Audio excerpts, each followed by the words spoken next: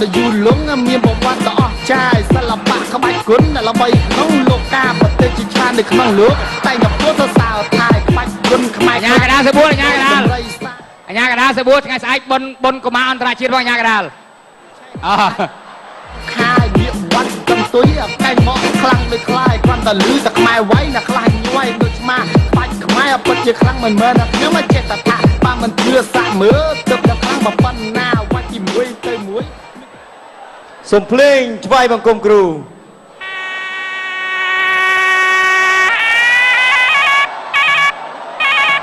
บุกโกกับหอมสไตร์เคลียนเจอหยุ่มแนวมั้ง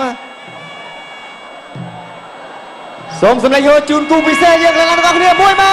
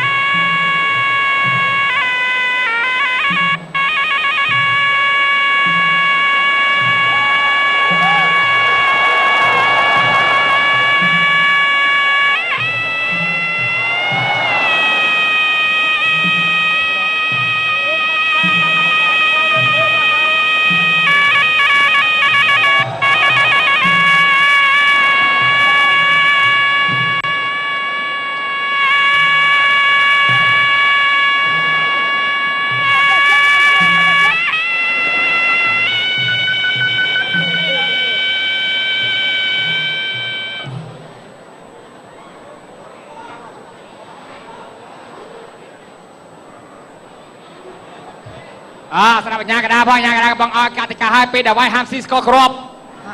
เปียนะกระดาษห้ามมาใบสมเมตากำโจไปเลย2 เวียนกูกรมอันโตตักตีมวย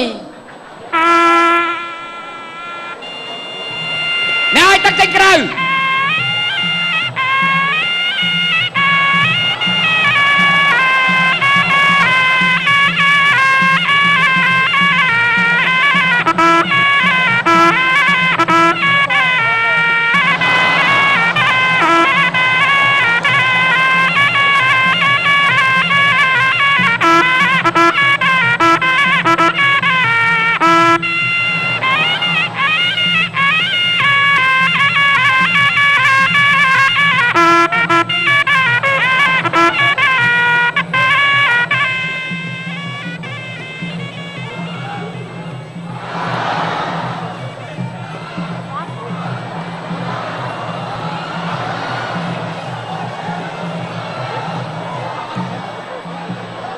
มวย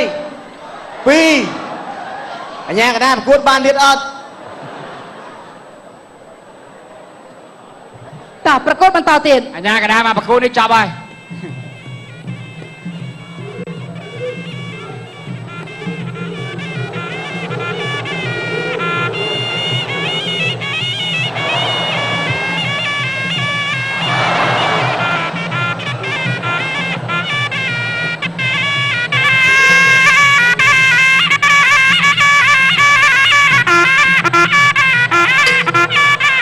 มวย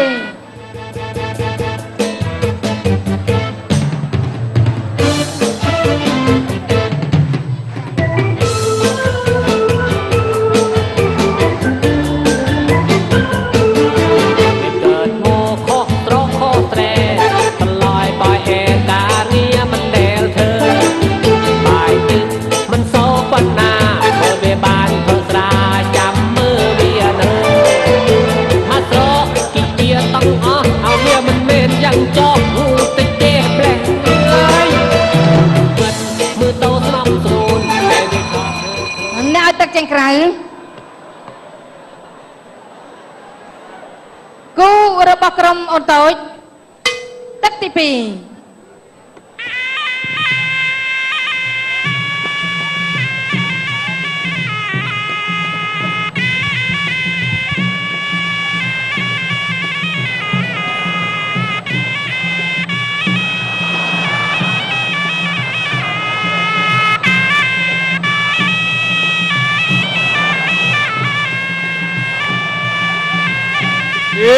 ญากระดาษนี่ซ้ำแม่นไว้เลือกตู้ซับไอ้นะ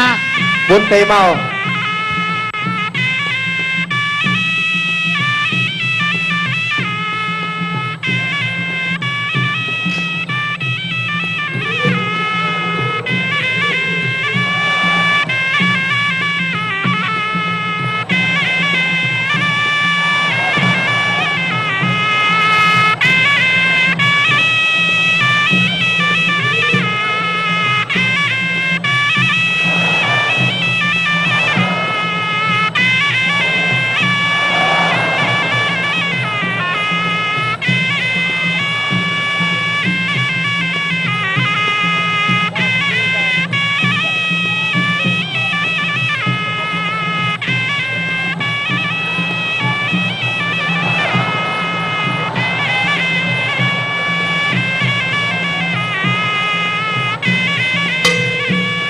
ទី2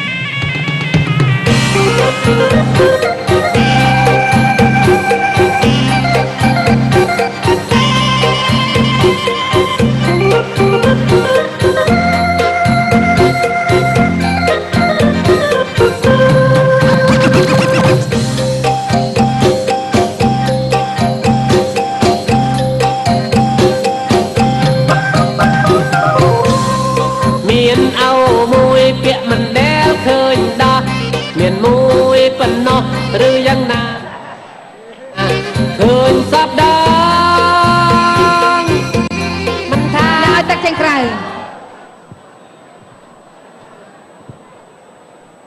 គូរបស់ក្រុមអូនតូចទឹកទី3ដែលជាទឹកមិនប្រត់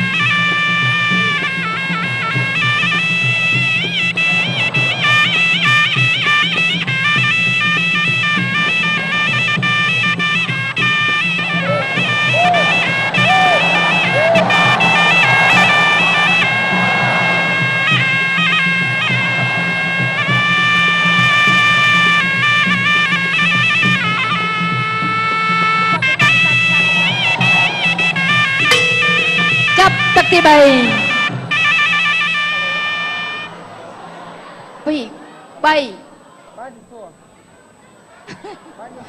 ចាចាប់ទឹកទី3ហើយលោកកញ្ញាកណ្ដាលចាឥឡូវនេះលោកកញ្ញាកណ្ដាលប្រមូលលទ្ធផល